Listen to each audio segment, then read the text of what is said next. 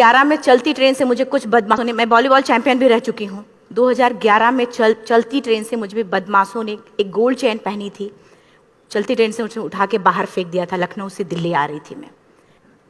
Compartment में बहुत सारे, जनरल कंपार्टमेंट था, बहुत सारे लोग थे, किसी ने मना नहीं किया। एक प्लेयर का जो स्पिरिट होता है वो अपने आप, जब कोई छीनने की कोशिश करता कुछ भी, वो देता नहीं है। तो मेरे में भी था, मैंने मना किया और उन्होंने मुझे चलती ट्रेन से वो 4-5 ने उन्होंने बाहर फेंका। दुर्भाग्य ये था कि उसी समय दूसरी ट्रैक से ट्रेन आई और मैं उस ट्रेन में टकराई, फिर नीचे गिरी, दोनों ट्रेनें निकल गईं। कुछ देर बाद मैंने हाथ को ऐसे रख के उठने की कोशिश किया तो देखा कि मेरा पैर कट चुका था। थाई को उठा के देखा, मेरा पैर ऐसे जीन्स में लटका हुआ था, ब्लड फोर्सफुली निकल रहा, दूसरे पैर की हड्डियां टूट टूट के बाहर निकल चुकी थी। पूरी रात मैं चिल्लाती रही ट्रैक पे, छोटे छोटे पत्थर होते ऐसे चिल्लाती रही कि कोई बचा ले, कोई नहीं आया बचाने। और जब पूरी रात चिल्लाते चिल्लाते इतना कि मुझे दिखाई भी देना बंद हो गया, जब ट्रेन आता था तो वाइब्रेट होता था। इतना ही नहीं, फ्री का इनविटेशन भी लोगों को मिल गया था, कुछ लोगों को। ट्रैक पे आपने ट्रेन की ट्रैक पे छोटे छोटे चूहे देखे होंगे, मेरे कटे हुए पैर पे आग के मेरे पैर कुतर रहे थे। मैं ब्रेन कॉन्शियस मेरा पूरा काम कर रहा था मेरे, लेकिन बॉडी में कोई भी मूवमेंट नहीं था। पूरे पल में वही चीज़ें सोच कि कैसे मैं अपने आप को कैसे बचा पाऊँ। लेकिन करीब पूरी रात ऐसे बीता। सुबह गांव वालों ने मुझे बरेली डिस्ट्रिक्ट हॉस्पिटल यूपी में है, वहाँ पे हुआ था ये। सुबह गांव वालों ने मुझे उठाया, डिस्ट्रिक्ट हॉस्पिटल ले जाके रखा। तो फार्मासिस्ट, डॉक्टर, सीएम, जितने लोग थे आपस में बातें कर रहे, अरे हमारे पास तो एनेस्थीसिया नहीं है, ब्लड नहीं है, इसका इलाज शुरू करें तो हम कैसे करें। मुझे भी नहीं दिखाई तो नहीं, लेकिन मेरा सुनाई दे रहा था सब कुछ वहाँ पे। कहाँ से हिम्मत आई मुझ में, मुझे भी नहीं पता।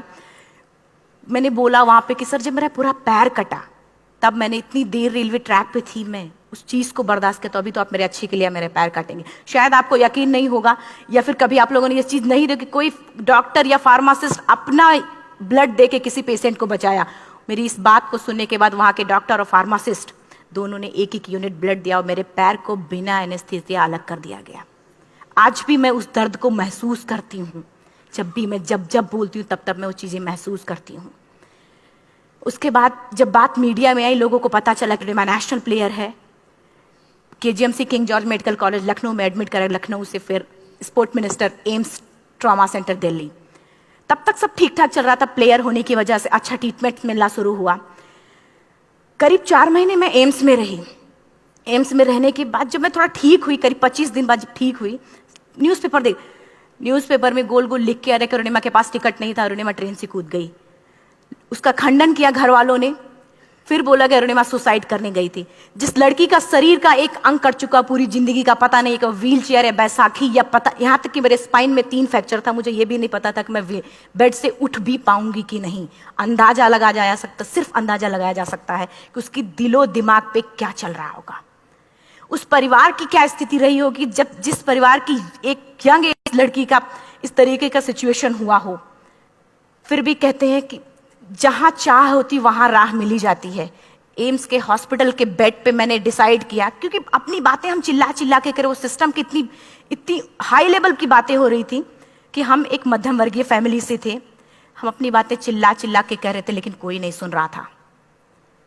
लेकिन कहते हैं मैंने अपने दिल, दिमाग, अंतरात्मा से ये चीज सोच लिया कि ठीक है, आज आपका दिन है, जितना चाहो बोल लो, एक दिन तो मेरा दिन आने वाला, मैं प्रूफ कर दूंगी कि मैं क्या हूं, मैं क्या थी, ये मैं प्रूफ कर दूंगी। हॉस्पिटल के बेड पे डिसाइड किया वॉलीबॉल नहीं, लाइफ का सबसे टफ गेम करना है, तब मैंने माउंट ट्रेनिंग चुना। जब मैंने माउंटेनिंग कहने और करने में बहुत फर्क होता है। जब मैंने माउंटेनिंग की बात सोची और लोगों के सामने, सबसे बड़ी चीज थी सही गाइडेंस में ट्रेनिंग लेना, दूसरा स्पॉन्सरशिप। इतना बड़ा एक साथ तो मैंने 40 से 50 लाख मैंने वाकई में कभी नहीं देखे थे पहले। मेरे लिए बहुत बड़ी चीज थी वो इकट्ठा कर पाना। जब मैंने लोगों के सामने रखा कि मैं माउंटेनिंग करना चाहती हूँ, एवरेस्ट के लिए मुझे ट्राई करना है, हर किसी ने मुझे बोला कि क्या है, पागल हो चुकी हो क्या, तुम्हारा दिमाग खराब हो चुका, तुम कभी नहीं कर सकती माउंटेनिंग। एक पैर आर्टिफिशियल है, दूसरे में रॉड है, और तुम्हारा दिमाग खराब है, स्पाइन में भी फ्रैक्चर है, तुम पागल होगे, चुपचाप कोई नौकरी करो, जीवन यापन करो।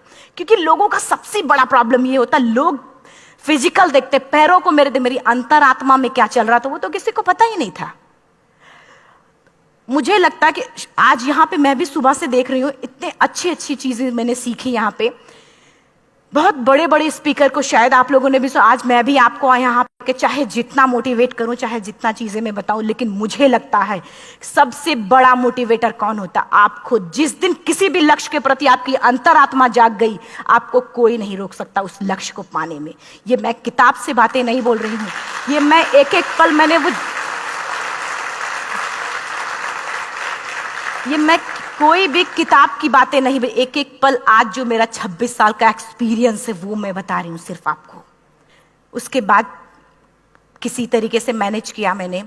भाई साहब, मेरा परिवार मेरा बैकबोन था। परिवार ने मुझे, भाई साहब ने मुझे कहा कि मैडम बछेंद्री पाल जिन्होंने 1984 में एवरेस्ट समिट किया, उनसे मिलते हैं, वो जरूर कुछ ना कुछ करेंगे। हॉस्पिटल से निकलने के बाद मेरे राइट लेग में स्टिचेस लगी थी। मैंने डायरेक्टली घर जाने की बजाय, जब लोग ये सोचते कि मुझे अपना जीवन यापन कैसे करना है, जब लोग ये सोचते हैं कि मुझे अपनी जिंदगी के मेरे दिमाग में सिर्फ 2 चीजें चल रही थी, मुझे इनका जवाब कैसे देना है और एवरेस्ट समिट कैसे करना है। फर्स्ट तुरंत गए बछेंद्री मैम के पास। जब मिले, मैम ने फर्स्ट टाइम जब मुझे देखा तो उन्होंने कहा, अरुणिमा, उनकी आंखों में आंसू आ गए। उन्होंने बोला, अरुणिमा, तूने ऐसी हालात में एवरेस्ट जैसे दुरूह पहाड़ के बारे में सोचा तो तूने अपने अंदर तो एवरेस्ट फतह कर लिया, अब तो सिर्फ लोगों के लिए। मेरे परिवार को छोड़ के बाहर की पहली ऐसी महिला थी जिन्होंने मुझ पे भरोसा किया था कि हाँ अरुणिमा, तुम कर सकती हो। मेरे लिए वही बहुत बड़ी चीज थी। प्लानिंग भी कर ली, मैम भी मिल गई, सब हो गया। लेकिन जब उतरते हैं फील्ड में तब पता चलता कि हम क्या हैं। रोड हेड से मैं पहुंच गई। मैडम ने कहा कि ठीक है, तुम्हारे कहने, तुम्हारे सोचने से कुछ नहीं होगा अरुणिमा, प्रूफ करो कि कर सकती हो। मैंने कहा बस एक मौका चाहिए मुझे। वाकई में जब मैं माउंटेन में पहुंची, रोड हेड से बेस कैंप लोगों को 2 मिनट लगता था, मुझे 3-3 घंटे लगते थे, क्योंकि मेरे राइट लेग की हड्डियां भी नहीं जुड़ी थी। लेफ्ट मेरा आर्टिफिशियल लग चुका था, लेकिन स्टंप एकदम रेड, उसका मतलब घाव एकदम नए थे। मैं अगर पैर रखती थी तो मेरे पैर से जोर से अगर दबा देती थी तो पैर से मेरे ब्लड आने लगता था। सारे लोग नॉर्मल थे वहां पे। हर कोई ये बोलता कि एक पीक के लिए जाते थे तो हर कोई मुझे ये बोलता कि अरुणिमा, तुम धीरे धीरे आओ। मेरे दिमाग में हर बार यही बात चलती थी कि क्या है, मैंने एवरेस्ट का प्लान किया, मैं इनके बराबर भी नहीं चल पा रही हूँ। खुद से संकल्प लिया कि कोई बात नहीं, एक दिन ऐसा आएगा कि मैं इनसे पहले जाऊंगी। और आपको शायद यकीन ना हो, आने वाले 8 महीने बाद पूरा का पूरा वेट उठा के बेस कैंप से साथ निकलते और टॉप पे पहले पहुंचते। ऐसे करके देखते थे कि अरे ये लोग तो पीछे। खुशी होती थी। उससे भी ज्यादा मुझे खुशी तब होना शुरू हुआ जब वो सारे लोग आके मुझसे ये पूछते, मैडम खाते क्या हो, बता दो, पैर नहीं है फिर भी कैसे चलते हो। उसके बाद पूरा मुझे स्पॉन्सरशिप मिला। मैं जब एवरेस्ट के लिए गई, मेरे लिए सबसे बड़ा, एवरेस्ट की जर्नी में मेरे सबसे बड़ा चैलेंज यही था कि दूसरे को समझा पाना। मैं नहीं समझा पाती कि भाई मैं कर सकती हूँ। जब मैं एवरेस्ट के लिए गई, शेरपा होता, शेरपा को जब ये बात पता चला कि मेरा प्रोस्थेटिक लेग है, आर्टिफिशियल लेग है, दूसरे में रॉड, बोला नहीं ले जा सकता, इसकी वजह से तो मेरी भी जान जाएगी। मैडम ने, हमने सबने कन्विंस किया किसी तरीके से। मन वाकई में जो टीवी में हम और उसमें फोटोज में देखते हैं, ब्लू और ग्रीन आइस, हिला देने वाला होता। जितना सुंदर दिखता उतना ही हिला देने वाला होता। जब मैं हमारे ग्रुप में 6 लोग थे, रॉकी एरिया तक मैं सबसे पहले थी, लेकिन जैसे ही मैं ग्रीन और ब्लू आइस में गई, मेरा आर्टिफिशियल लेग स्लिप कर जाता था। फ्रंट पॉइंटिंग से, जब मैं फ्रंट क्रैम्पोन से फ्रंट पॉइंटिंग मारती थी, लेफ्ट से पेन होता था तब भी करते, लेकिन आर्टिफिशियल जैसे फ्रंट पॉइंटिंग मूव हो जाता, मेरा पैर ही मूव हो जाता था। शेरपा मुझे बोला नहीं हो सकता अरुणिमा, जबरदस्ती मत करो। मैंने कहा कुछ नहीं, ये मेरा पैर है, मैं जानती हूँ कैसे चलेगा। फाइनली 1, 2 बार, 3 बार करने, 4 बार, 5 बार होल हो जाता था। आइस थोड़ा टूट के निकलता था तो मैं वहां पैर रख के जाती थी। कैंप 3 तक ठीक था, प्रॉपर एक्लेमेटाइज किया अपने आप। कैंप 3 तक जनरली गए। बात जब कैंप 3 के ऊपर की होती है, साउथ कोल समिट, अच्छे माउंटेनियर, अच्छे दिलेर के हौसले धरे के धरे तब रह जाते हैं जब अपनी आंखों के सामने किसी को मरता देखता है, और दिमाग में बात, जब जिसको डिसीजन मेकिंग, और जब दिमाग में बातें जब ये आने लगती हैं कि अरे जिस चीज के लिए हम जा रहे हैं उसी चीज के लिए आदमी मर रहा है, इसी चीज के लोग लिए मर चुके हैं। रात में क्लाइंबिंग, ज्यादा से ज्यादा माउंटेनिंग रात में की जाती है क्योंकि वेदर शांत होता है। जब मैं रात में निकली साउथ कोल से, कैंप 4 से, मेरी हेडलाइट जिधर ही हेडलाइट जा रही थी उधर ही डेड बॉडीज मुझे नजर आ रही थी। मेरे रोंगटे खड़े हो रहे थे, मुझे समझ में नहीं आ रहा था कि मैं करूं तो क्या करूं। इतना ही नहीं, मैं जिस रोप में थी उसी रोप में जब मैं आगे जा रही हूं और एक बांग्लादेशी, उनका हाथ हल्का हल्का ऐसे हिल रहा, मुंह से आवाज आ रही थी। मैं एक्सप्लेन नहीं कर सकती मुझे कितना डर लग रहा था। बार बार ये बार बार मन में आती, इसका ऑक्सीजन खत्म हुआ है, ये मर चुका है लास्ट सिचुएशन में, और हम कुछ नहीं कर पा रहे हैं, क्या करें। उसके बाद मैंने 10 से 15 मिनट सिर्फ मैं वहां खड़ी रही। मैंने सिर्फ इतना बोला कि अगर आप सभी में से सभी ने एवरेस्ट सबमिट कर लिया तब तो ठीक है, अगर नहीं सबमिट किया है मैं सबके लिए एवरेस्ट सबमिट करूंगी और जिंदा वापस जाऊंगी। क्योंकि जैसा हम सोचते हैं हमारी बॉडी उसी तरीके से जनरेट करना शुरू करती है। मैंने डेड बॉडी, क्योंकि जा ही नहीं सकते थे किनारे से, उसी रोप में वो एंकर है, डेड बॉडी को लांगी और लांग के जाना शुरू किया। हिलेरी स्टेप साउथ समिट के करीब जब मैं खुद पहुंची, मेरे शेरपा ने एक जोर से झटका मुझे दिया कि अरुणिमा वापस चलो, तुम्हारा ऑक्सीजन खत्म हो रहा है। हिलेरी स्टेप के बाद एवरेस्ट समिट है, थोड़ा चलने के बाद एवरेस्ट समिट है। अगर कोई आपसे ये बोले, आप अपने टारगेट के इतने करीब हो, अगर कोई आपसे ये बोले कि अरुणिमा वापस चलो, कैसा लगता है। मैंने भी यही बोला, सर क्या बोल रहे हो आप, मैं नहीं जाऊंगी वापस।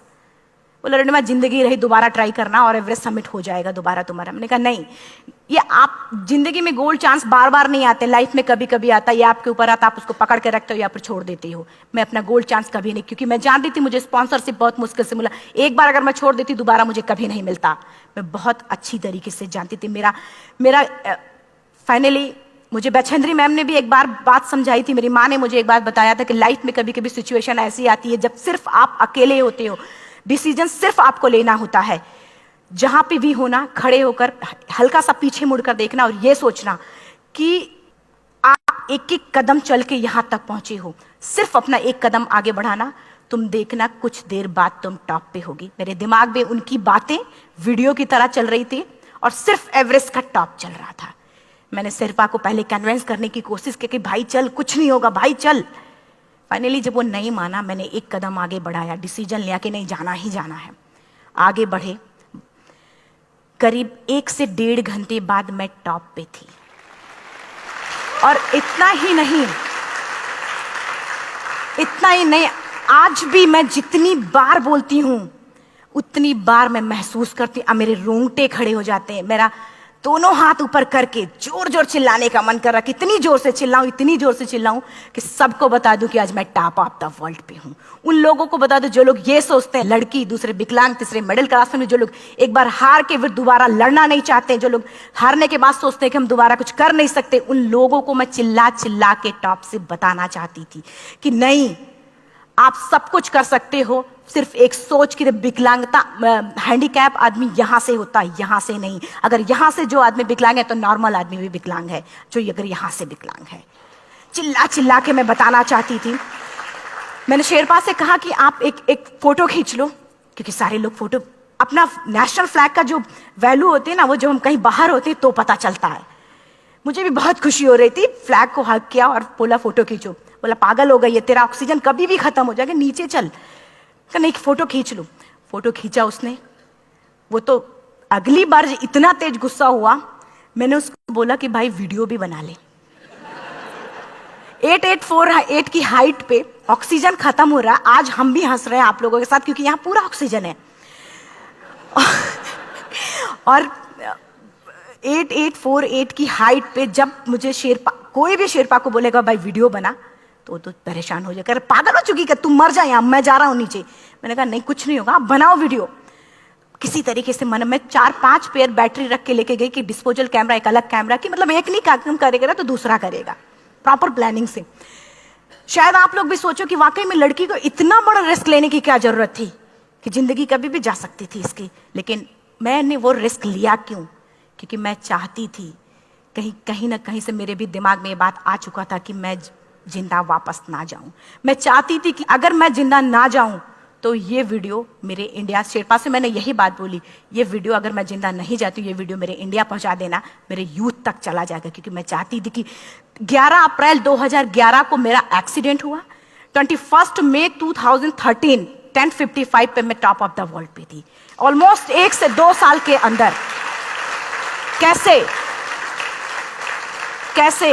यहाँ से मैंने ये चीज, मैंने कभी भी कामयाब होने के, मेरी वो जिंदगी बन चुकी थी, मेरा जुनून बन चुका था, मेरा पैशन मेरा जिद बन चुका था। वो मेरा सोते उठते बैठते सिर्फ मुझे एवरेस्ट दिखाई जाए। और मुझे लगता है किसी को भी अगर अपना लक्ष्य पाना है, यहां से अगर वो पागलपन जब तक नहीं आएगा तब तक नहीं होगा। वो फाइनली उसने वीडियो बनाया, बोल रहा फटाफट अरुणिमा नीचे भागो। जब मैं टॉप पे थी तो कुछ लोग और भी थे, लेकिन 10:55 पे मैंने एवरेस्ट समिट, 11 बजे के बाद अगर कोई अटैम्प्ट करने की कोशिश करता है उसको सुसाइड अटैम्प्ट बोलते हैं। जैसे ही मैं नीचे चलना शुरू की, मैंने कहा भाई हाँ चल नीचे चलते हैं। ज़्यादा से ज़्यादा मौतें नीचे आते वक्त होती हैं एवरेस्ट पे। जब मैं नीचे आ रही हूँ, थोड़ा दूर ही मैं नीचे चली थी, मेरा ऑक्सीजन पूरी तरीके से खत्म।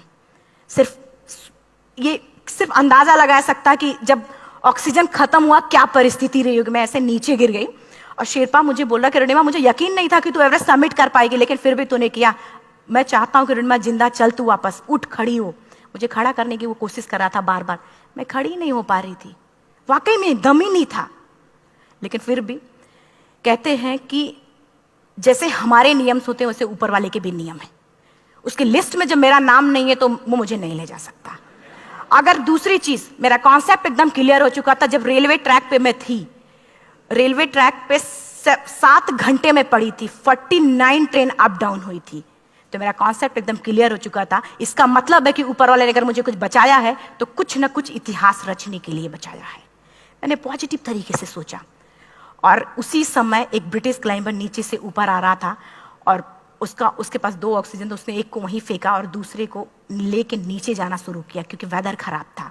मेरा शेरपा मुझे एंकर किया और जाने लगा नीचे, और वो फटाफट उसको लेके आए, मुझे लगाया। उसने बोला अरुणिमा तू बहुत लकी है कि तुझे यहाँ पे ऑक्सीजन मिला है। वाकई में ऊपर वाला भी चाहता है कि तू जिंदा रहे। वो मुझे बार बार लकी लकी बोल रहा था। शायद आप लोग में से भी कोई होगा कि जो लक और भाग्य जैसी चीज़ों पे यकीन करता हो, या पता नहीं भी। मैं किसी की भावनाओं को ठेस नहीं पहुंचाना चाहते, लेकिन मैं इन किसी भी चीज़ों पे भरोसा नहीं करती, क्योंकि मेरा मानना है कि लक भी उसी का साथ देता है जिसके अंदर जीतने का जज्बा है। अगर आपके अंदर जीतने का जज्बा नहीं है, चारों तरफ सिर्फ बहाने होते हैं, सिर्फ बहाने, इतना सारा एक्सक्यूज होता है। शायद मैं भी अगर वापस आ गई होती तो मैं बोल देती मेरा ऑक्सीजन खत्म है, कोई मुझसे पूछने ना, बछेंद्री मन, ना मेरा परिवार, कोई भी मुझे पूछने नहीं आता। लेकिन क्या कभी मैं अपने आप को समझा पाती? कभी नहीं।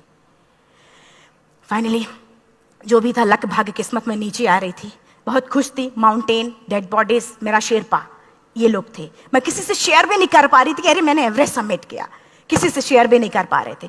फटाफट मैंने नीचे हील मार मार के, हमारे से हील मार मार के नीचे आ रहे थे। एकाएक मेरा प्रोस्थेटिक लेग, पूरा का पूरा लेग ही निकल गया। -60 डिग्री तक टेम्परेचर डाउन हो जाता है एवरेस्ट पे। मेरा हाथ वगैरह ये सब ऐसे मूवमेंट, ऐसे मुड़ नहीं रहा था, ब्लड निकलने लगा था, ये सब यहाँ था। मुझे शेरपा से मैं बोल रही हूँ कि ऑलरेडी मेरा पैर कटा हुआ है, अगर दिमाग में ये बात है कि मेरा हाथ भी काटना पड़ेगा, कैसा लगेगा मेरा दिमाग। क्योंकि ये ऐसा मूवमेंट, रेड 3 स्टेज होती हैं। रेड मेरा हो चुका था, रेड, ब्लैक, ब्लू, ब्लैक हो तो काटना पड़ेगा। तो बार बार मैं बोल रही हूँ शेरपा से कि भाई हाथ मेरा कुछ हो रहा है, इसमें मूवमेंट नहीं हो रहा है, यहाँ सबसे ब्लड हो रहा है। बोला अरुणिमा कुछ नहीं, जितना नीचे जाएंगे उतना अच्छा होगा। प्रोस्थेटिक लेग मेरा निकल चुका है, मैं रुकी हूँ, मेरा ऑक्सीजन चल रहा, बड़े मुश्किल से, लक भाग्य किस्मत जो भी था मुझे मिला था। शेरपा मेरे आगे है, लास्ट मोमेंट तक वो मुझे बोलेगा, अगर वो मैं नहीं चलती वो मुझे छोड़ के चला जाए। गलती उसकी भी नहीं होती, क्योंकि वो क्या करे, क्लाइंबर की वजह से, या तो अपनी जान वो भी दी, गलती उसकी भी नहीं है। लास्ट में मेरी आंखों से आंसू निकलने लगा। मैंने सोचा क्या करूं अब, रोने अपने आप आंसू ने कहीं ना कहीं से आ ही जाता है। दूसरे पल मुझे समझ में आ गया कि रोने धोने से कुछ नहीं होगा। मैंने आंसू को पोंछा और रोप, जो मेरी रोप थी, रोप को पकड़ा, दूसरे हाथ से आर्टिफिशियल लेग को, पैर को घसीट घसीट के चलना शुरू हो गया, क्योंकि मेरे पास यही था। ये तो दूसरा था, गिव अप कर दो ही चीज थी। पैर को घसीट घसीट चलना शुरू हुआ। कुछ दूर नीचे चलने के आने के बाद रॉक था, उसमें घुसे, पैर को खोला, सही किया, फिर नीचे चलना। Camp 4 to submit to camp 4 3500 feet है, और इसमें टोटल जनरली लोग 16 से 17 घंटे में सबमिट कर लेते हैं। मुझे टोटल 28 घंटे लगे थे। हर माउंटेनियर, चाहे बाहर का या फिर इंडिया का, हर किसी ने ये मान लिया था कि अरुणिमा जिंदा वापस नहीं आएंगी। हर किसी ने ये चीज मान लिया था। लेकिन मुझे लगता, जब मैं वापस साउथ पोल पहुंची, जब मैं टेंट का जिप खोला, मैंने हर किसी ने कहा कि अरे तू यहाँ है, हम तो सब सोच लिए थे तू चली गई। हर किसी ने ये बोला था। फिर सब खुशी मना रहे थे हम सब। देखिए ये सब बताने का मेरा सिर्फ एक मकसद था कि सब कुछ हम में है, हम जैसा चाहें वैसा कर सकते हैं। ऑलरेडी टाइम हो चुका है। मैं एक चार लाइन की पंक्ति सिर्फ बोलूँगी। मैं एक्चुअली मेरा एम है कि मैं वर्ल्ड के जो कॉन्टिनेंट हैं, कॉन्टिनेंट के हाईएस्ट पीक समिट करूं। एशिया का एवरेस्ट हो चुका है, अफ्रीका किलिमंजारो हो चुका है, यूरोप का एल्ब्रूस हो चुका है। 23 नवंबर को मैं जा रही हूँ ऑस्ट्रेलिया हाईएस्ट पीक के लिए। बस आप लोगों की गुड विशेस चाहिए। और 4 लाइन, अभी तो इस बाज की असली उड़ान बाकी है, अभी तो इस बाज की असली उड़ान बाकी है, अभी तो इस परिंदे का इम्तहान बाकी है, अभी अभी मैंने लांघा है समुद्रों को, अभी तो पूरा आसमान बाकी है। Thank you so much, thank you.